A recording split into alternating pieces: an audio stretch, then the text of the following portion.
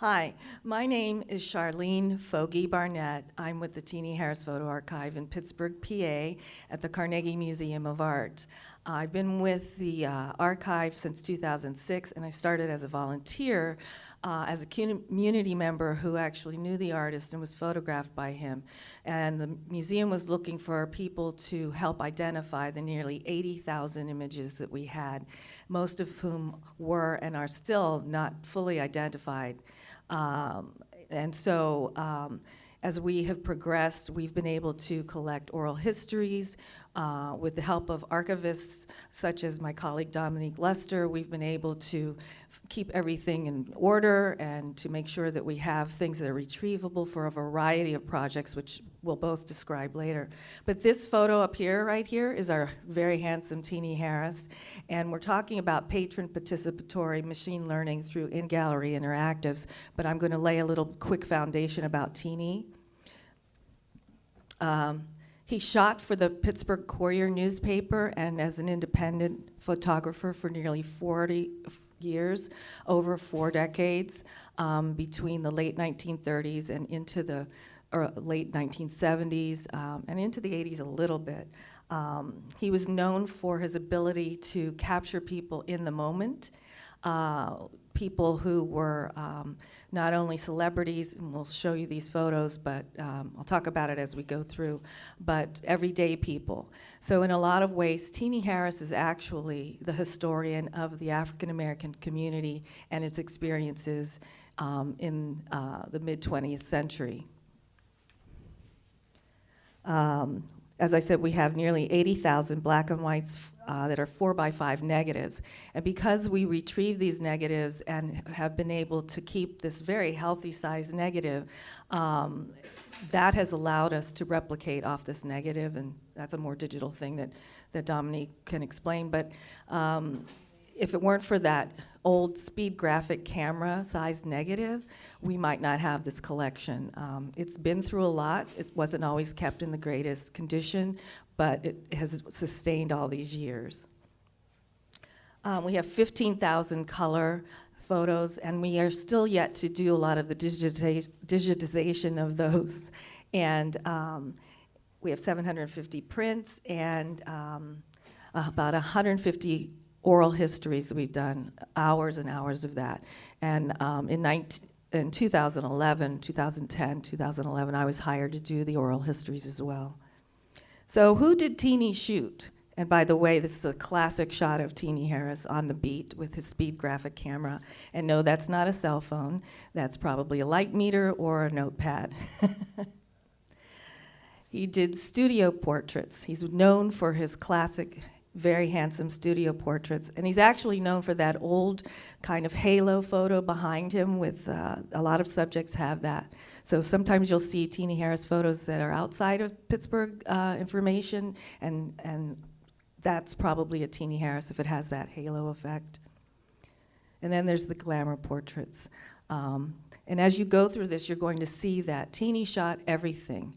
He was a working man. He wasn't necessarily a wedding photographer. He wasn't just a publicity hound. He wasn't on the beat. He wasn't following just the mayor and the celebrities. He was also taking water running down the street, children's parties, personal history of people that he was asked to photograph for,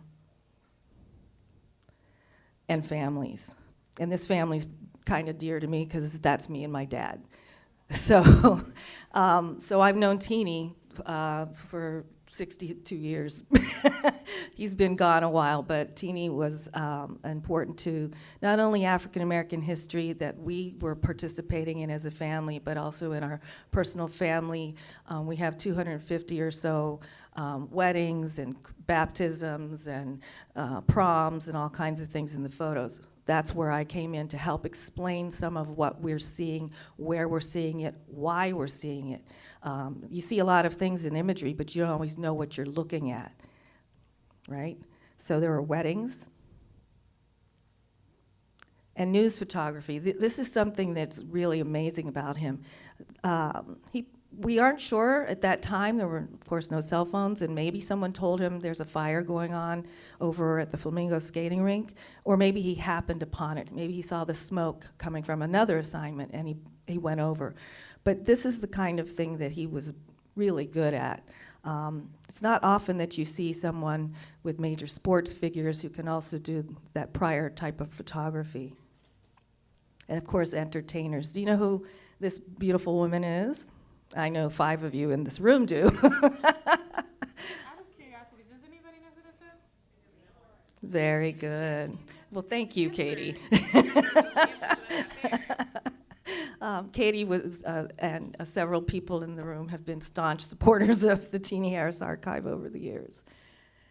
Musicians. If you're looking for musicians from that era, Teenie has them. All the sitting presidents, campaigning presidents, and most of the civil rights leaders of the day came to Pittsburgh. Now, that's another thing to bear in mind. Pittsburgh was where Teenie shot. He wasn't all over the country shooting. So I think that's very impressive to see what he was able to collect in one region. You know, of course, I hope you know who this guy is, right? Okay, JFK. The social clubs, the Kappa Alpha fraternity, sorority, the nightlife, another highlight of Teenie's career.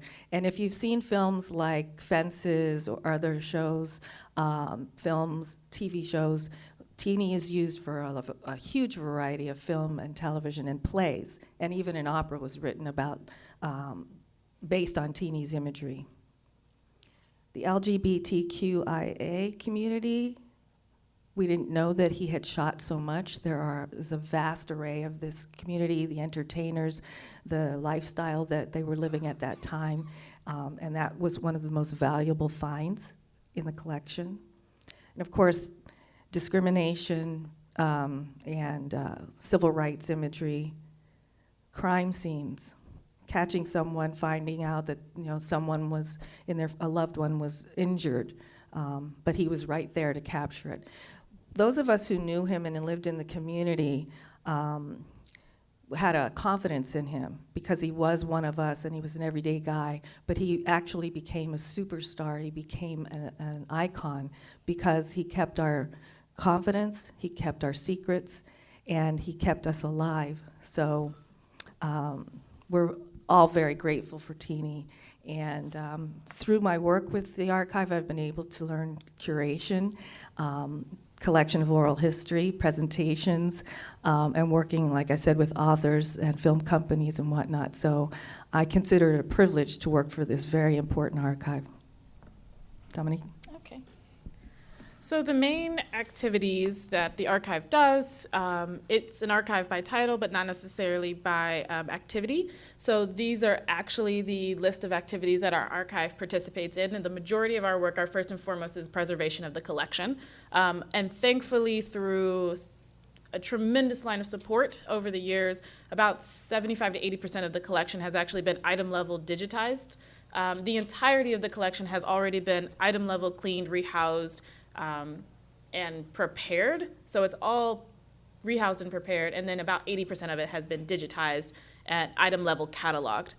So that's great. So that means that as an archivist, the physical preservation lift, the backlog that a lot of archivists go through is not necessarily something that I have to worry about. Instead, we have the additional add of none of the collection when it came to the museum was cataloged, or Teenie Harris did not provide us information with who, what, or where for any of the 80,000 images. So the majority of Charlene and I's job is to add names, dates, locations, and the story behind the photographs. So we now know, and I'll show you a little bit about what we've been doing, we now know that there are a little north of about maybe 325,000 individuals, humans, and maybe have been repeated in the collection throughout the 80,000 photographs, and maybe about 125,000 individual people. And without the work of the community, without the work of us going through newspapers and whatnot, all of those names and dates might be lost. So a huge part of our job is community engagement, outreach, events, activities, going to the senior citizen community events. We do a lot of outreach. We probably have somewhere of like, I don't know, 65 plus annual partners a year that we work with, from schools to colleges to community centers to senior citizen centers to whomever, anyone who has an interest in Teenie Harris who may be able to identify their father, their grandfather, their grandmother, their great aunt in the photographs. And then once we work with the community, we get those names, dates, and information intact. We then do exhibition of the materials in the museum, which is the majority of what we're here to talk about, is the results of our Collections as Data grant. So the majority of what we're doing is one, so if you're not familiar, Collections as Data grant, just as a recap, is an A.W. Mellon originated grant that was subawarded to UNLV. And then UNLV then subawarded Collections as Data subgrants to these 5 or 6 institutions, us being one of them. This is our team for this project. Myself, Charlene, our colleague who actually just left yesterday evening, unfortunately, Ed Motznick. So if you see him maybe next year, say hello, he's really fantastic. And our creative technologist, software developer, Samantha Tickner. We've all been working on this project together for the past almost a year.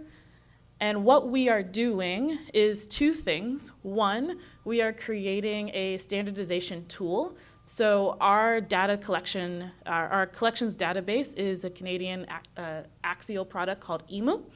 And like I mentioned, all 80,000 of our objects have been item level cataloged, which means they were cataloged over about 10 years and about 3 or 4 major grants. So there were maybe 10 plus different interns, volunteers, staff members, part-time staff members. Anyone and everyone was coming through and helping the archive do this cataloging work, which is absolutely amazing, and we're very, very grateful to have such a wealth of information. However, that does mean that all of that information is incredibly unstandardized.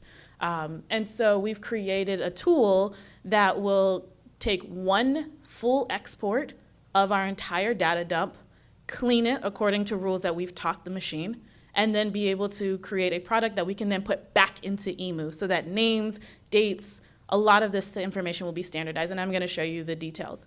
And then the second part of our grant was to create an in-gallery interactive, which is the title of this presentation, that takes all of that cleaned data and creates an in-gallery interactive that our patrons can be in our galleries playing with, that is beneficial to them.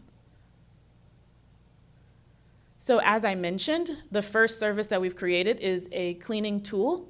This is a screenshot of what the front-end UI looks like. And it basically does these things. It takes our very, very, very long, complicated titles, and through a course of rules that we have taught it. Katie, don't laugh. The titles are really long. It's fine. They're no longer really long. Because the tool has gotten really good at understanding parts of speech. We've had to really understand the English language in order to be able to teach the computer parts of speech so that it can abbreviate titles. It can also go through the subject headings that had been provided to it by humans and then search through the Library of Congress and try to match up what might be appropriate. Lists of names, so it can strip out all of those names, no matter if they're free text or whatever, and sort them by NER. So now that we can actually use standardized first names, last names, titles of locations, things like that. We're using a bunch of Google Map APIs. We are pulling all of the Pittsburgh Courier data as one data dump and matching up those original Courier articles with the images that the Courier came from back in the 40s, 50s, or whatever. And we're also using object recognition and a few other protocols to implement some type of keywording. So this is what the tool looks like on my end as the archivist. It requires human quality control. So on top of probably a constellation of maybe about 12 tools and libraries, it is spitting out all of these suggestions from dates, locations, using GIS data. It spits out a whole lot of information. And then on my end, I have to go through and manually just double check that everything is correct. We never want to export and then import information into our database that hasn't been human quality controlled. So that's what it looks like. And it goes through every single image. Oh, there it goes. So that's service 1. And then service 2, now that we have all this clean data, we are developing the permanent Teenie Harris Gallery. We're very, very, very, very proud and excited that after X number of years, the collection was acquired in 2001 and hasn't been on permanent view in the galleries. So finally, we believe that Teenie Harris is due for a permanent gallery for as prominent and important as the collection is. And we're really excited that this is going to be the space. This is what it will look like when it's up and ready. And in the gallery, well, this is what it will look like for those who AutoCAD. So in the galleries, as I was saying, our second requirement of our grant was to create an in-gallery interactive that allowed our patrons to engage with this new data in ways that actually was beneficial to them. So as with all projects, there were multiple tries at this. And this was, I'll show you our first take on the app that we wanted to create. And it used text maps, the Pittsburgh Courier articles and oral histories that we had collected over the past 15 to 20 years. And it created basically a content board for our visitors to be able to scroll and read. And this is what the layout looked like. So there you would have an iPad, or actually we have 2 iPads that will be installed in the gallery, and guests could flip through and read and get deeper information about people, courier articles, places, titles, stories by scrolling through this iPad. However, this is what it looked like. Ignore the Latin. We were just kind of playing with how it was going to scroll and work. So this is what it would do, and it would include oral history files. It would include a compilation of a lot of things. However, our administration, we went back and forth on deciding whether or not a storybook was the best use of all this new data, and it was decided that it wasn't. We needed to try again and try harder. So we took a second stab at the app, take 2, and we're really excited to have been sent back for a second challenge because we think we've came up with something that was a lot better. We went back to the drawing board and decided what mattered to us was what mattered to the patrons that were using it, specifically the African American patron community that has historically not been included in the museum. And we wanted to make sure that people in the collection could find their own people better, faster, quicker, more efficiently, more effectively, whatever. So if our job in building this in-gallery app was to make sure that people could find people better. And so we decided that a simple but highly advanced search and browse application was exactly what we needed using all of this new clean standardized data. So I know this is really tiny, but for those of you who can read mock-up land, this is now what we came up with. And basically, you still have our 2 iPads in our gallery. And again, ignore the Latin, we're still building content. But someone will be able to browse topics such as the Hill District, such as civil rights, such as whatever. And they will also be able to free type search. And it will scroll through all of our new clean data in order to provide better results. And it will get smarter. As I try not to use this example, but it's the best one that works, is the brain that powers Amazon and offers you suggestions and pumps better suggestions closer to the top the more that you search. That's what we're building. So the more people use the app, the better it will get at understanding when someone types civil rights. These are the types of results that have proven to be most effective for the past 100 people who have searched the same word. Or if someone's looking for information about the Black Panther Party or the history of housing discrimination or whatever, these are the types of images that people, the last 100 searches have found effective. So it's gonna start pumping those searches to the top. And it will also, on another version that we're planning for next year, be able to start incorporating those changes more on the fly rather than an export and a re-import of the data. So that's what it does. So we're in October. We are approaching our finish line.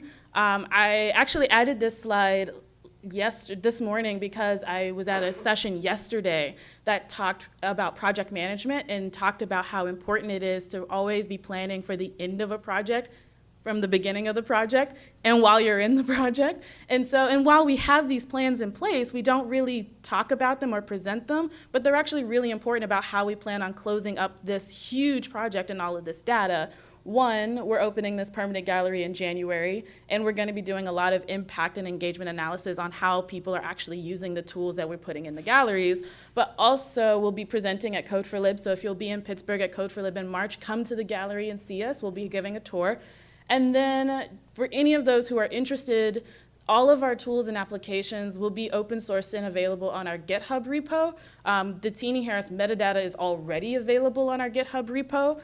So if this tool is something that might be useful in your institution, everything that we do is open source and it will be available to everyone else who might be interested. And then we're officially closing and doing documentation of this project and our results in April. And that is it. We have about 6 minutes for questions if there are any, but like no pressure if there are not. Or there's a lot. Okay. Maybe Sue's, and then maybe we can just bounce around. And then but I'm going to use the microphone, and then I'll walk around with the microphone for you. Bless you. Thank you. Thank you. So I have 2 questions, one which I think is super easy and one which might be a little bit more complex. You were talking about the order that things go up, the sort of 100 photos. Are you going to be, will you tell people the reason you're seeing these photographs is these are the 100 most successful images? Because often what actually appears is not made transparent, and I wondered whether that was part of it. Yes, so we are working on, and actually our director was very clear that we want to have a bunch of content around the app of like why we even got here in the first place and why we're using machine learning in museum galleries and how.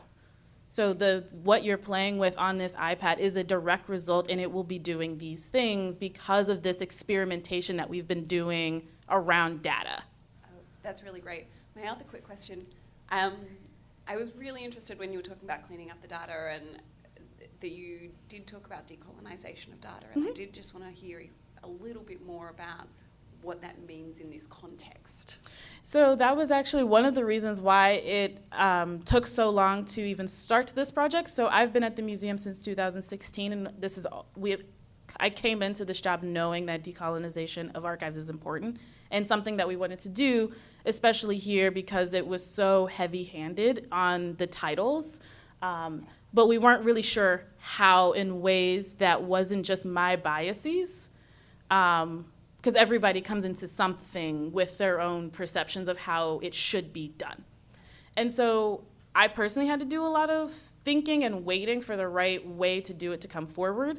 And a lot of that happens with our quality control checks that we're doing. So we're writing a manual right now that incorporates a significant amount of research on racially conscious, culturally competent descriptive practices, which I have a TED Talk on if you'd like to go hear me talk about it. I will. But that is something that took a really long time to develop as a personal theory of practice, and it's something that we thought about for years before we started building machines to try and implement something so complicated. That would be great. And also, I'll encourage you to put that up with your documentation and put everything on GitHub if there's parts of it that can be shared. Absolutely, that's a good idea. Thank you. There was a question. Sorry, she was first. Sorry. I'm holding the mic. Oh. Talking stick.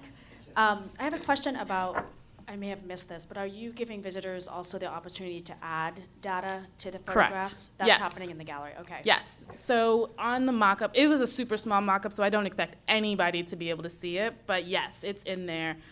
This pop-up box allows people to connect directly. If you found your father, your grandfather, or someone, and you want to share that information, or you went to Shenley High School and you know that that's the building behind the corner and that's the block of Sarah and whatever, tell us, because otherwise people, names, and places remain undocumented. So communicating with me and Charlene is of utmost importance for everything that we do. So are they doing that within the interface in the gallery, or do they have a separate way of communicating?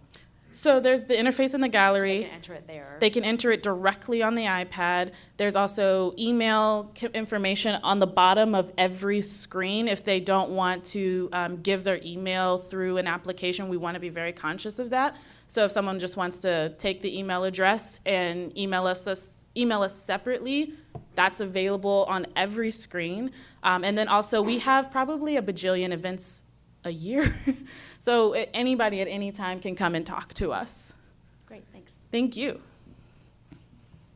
That question was because I could just see. So following on from that, then you know how like sort of photos on a Mac will go and like pull out all the faces. Are you doing that kind of stuff? We with did. one? So we Yeah. use a couple of protocols. Two that are open. Everything we did is open source. So there's one called Open Pose and one called Open Face that I would highly recommend running concurrently or simultaneously, because that's how we were able to actually count the individual faces and find that there are 80,000 photos and this many humans. Okay, cool. And just a follow-up question then on that, because a lot of that's open source, but what scares me a little is that you have used Google Maps. Are you pulling in like location data from Google Maps, which comes with a whole lot of licensing restrictions that you're not allowed to store? So that kind of concerned me a little bit. So one of the talk about cool that. things that we did in the very, very, very, very, very beginning is that archives are awesome as an archivist. So we pulled a ton of old historic, Katie, what were they? They're steel mining maps. From the University of Pittsburgh's archive. They have a really excellent digitized historic map collection that has been digitized for years, and it's very, very, very accurate. And so we were able to use a lot of their original maps along with some of the more open historic maps that are available through Google. So this collection is taking place from 1930 to 1960. So everything that we're doing, a lot of the streets actually don't even exist anymore. So you're not storing the Google geocoding results? No. No, we can't do that.